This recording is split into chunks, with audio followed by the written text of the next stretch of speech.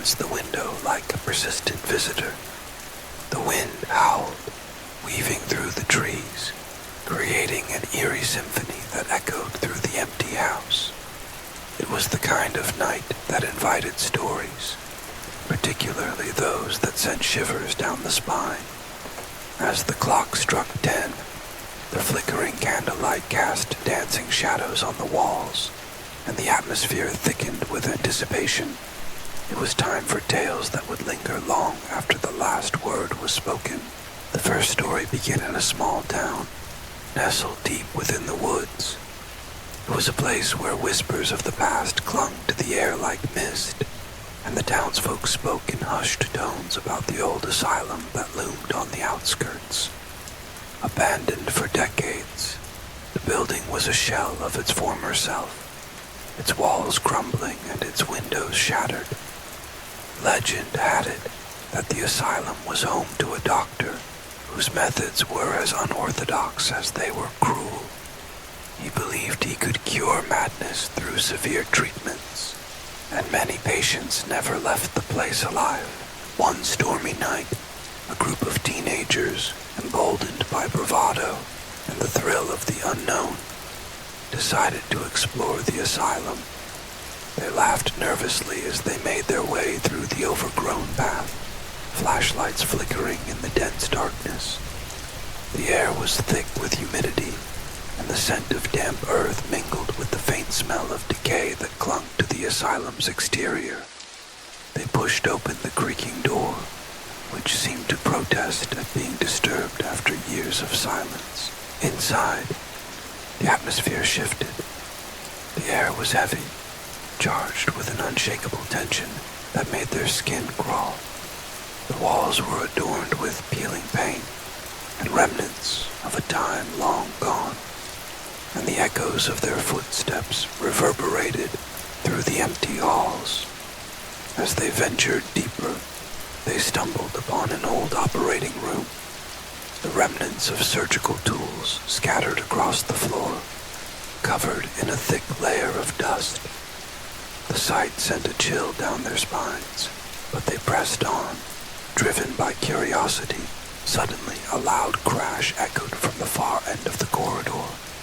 Panic surged through the group as they huddled together, hearts racing. It was just the wind, they told themselves, but the unease was palpable. They decided to leave, but as they retraced their steps, they realized the way out was no longer clear. The hallways twisted and turned, morphing into a labyrinth that seemed to trap them within its walls. Shadows danced just beyond the reach of their flashlights, and whispers floated through the air, taunting them with every step. In a desperate attempt to escape, they stumbled upon a room filled with old patient files, the names of the lost etched in faded ink. But among the papers, one file stood out, its cover stained and torn. It belonged to a girl who had disappeared without a trace, her name a chilling reminder of the asylum's dark legacy. As they read her story, the temperature dropped, and the whispers grew louder, transforming into anguished cries that reverberated through the room. The group, now terrified, raced back to the entrance, but the door had vanished, replaced by a wall of solid bricks. They were trapped. The shadows seemed to close in around them, and the cries of the lost echoed in their ears. It was then that they realized they were not alone. The spirits of those who had suffered within the asylum's walls were restless, their anguish palpable. One by one, the teenagers were drawn into the darkness, their screams swallowed by the night.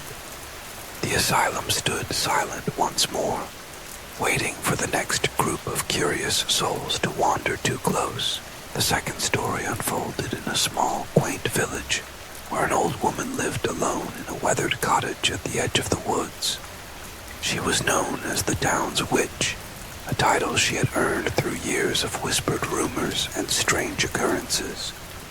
The villagers kept their distance, fearing her supposed powers and the dark magic they believed she wielded.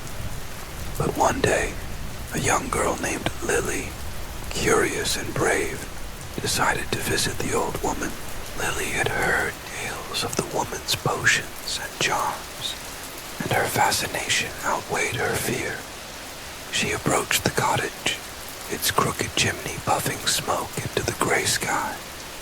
The door creaked open as she knocked, revealing a dimly lit interior filled with the scent of herbs and something else, something unsettling. The old woman, her face lined with deep wrinkles, welcomed Lily with a knowing smile that sent a shiver down the girl's spine. Inside, the cottage was a treasure trove of oddities. Jars filled with strange ingredients lined the shelves, and the walls were adorned with peculiar symbols. The old woman offered Lily a cup of tea, and as they sat together, she told the stories of the village's past, tales of love, loss, and betrayal. But as the evening wore on, Lily noticed something strange. The old woman's eyes glinted with an intensity that made her uneasy, and the air grew thick with an unspoken tension. As the rain began to fall outside, the old woman leaned closer, her voice dropping to a whisper. She spoke of a powerful spell, one that could grant wishes, but came with a price. Intrigued, Lily listened intently. The woman's words wove a spell of their own, wrapping around the girl's mind like a vine. She was captivated, but a voice inside her warned her to leave. The old woman's smile widened, revealing teeth that seemed too sharp, too predatory. Suddenly the wind howled, rattling the windows, and the lights flickered ominously. Lily felt a surge of fear as she realized she was no longer in control. The old woman's laughter echoed in her ears, a chilling sound that reverberated through the cottage. Desperate to escape, Lily stood up, but the old woman grabbed her wrist with a grip that felt like iron. "You must make a choice," she hissed.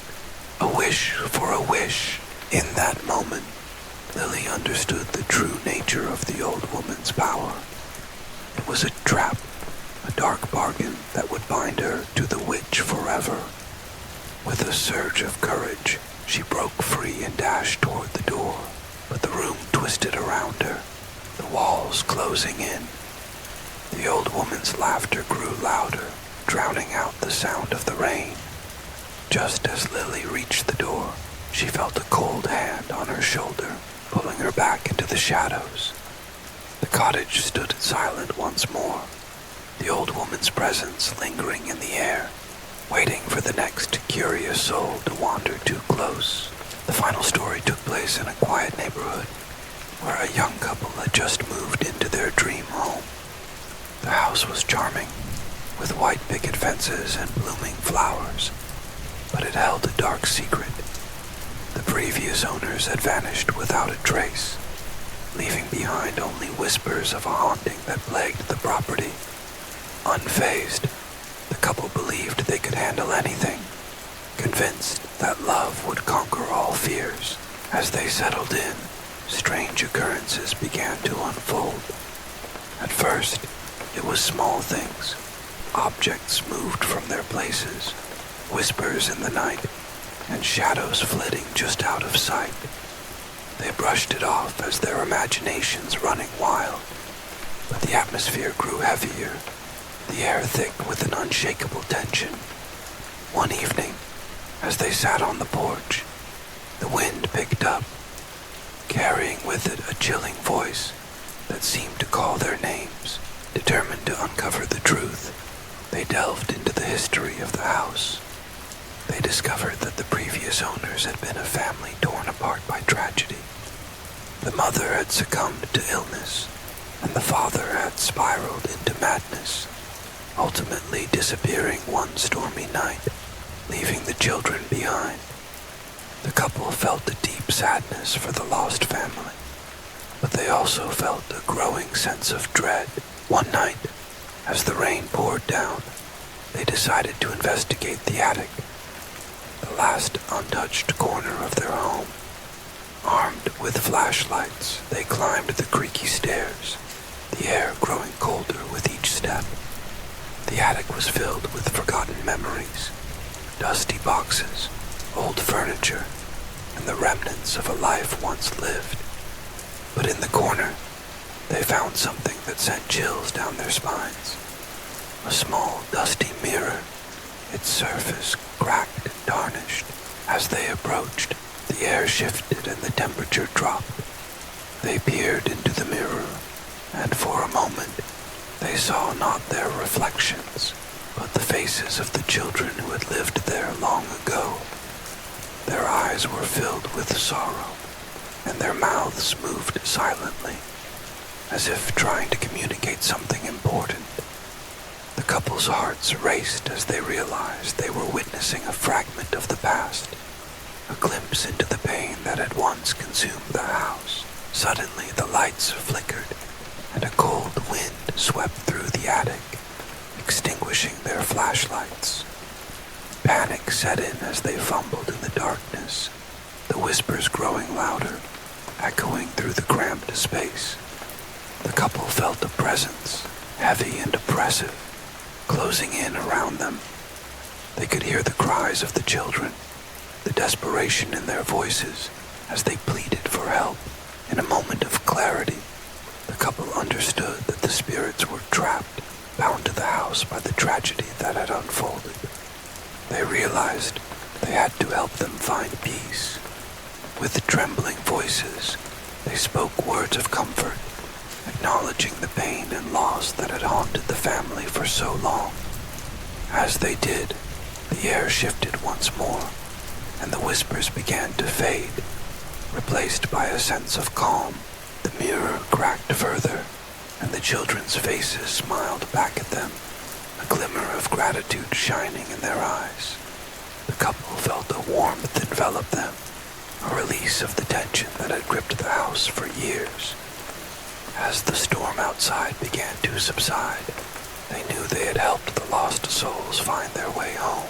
The rain continued to fall, each drop a reminder of the stories that lingered in the shadows. As the candle flickered, casting one last glow before extinguishing, the darkness settled in, wrapping around the house like a shroud. The tales of the asylum, the witch, and the haunted house echoed in the silence, a haunting reminder that some stories are never truly over. On nights like these, when the world outside turned dark and stormy, the spirits of the past whispered through the rain, waiting for someone to listen.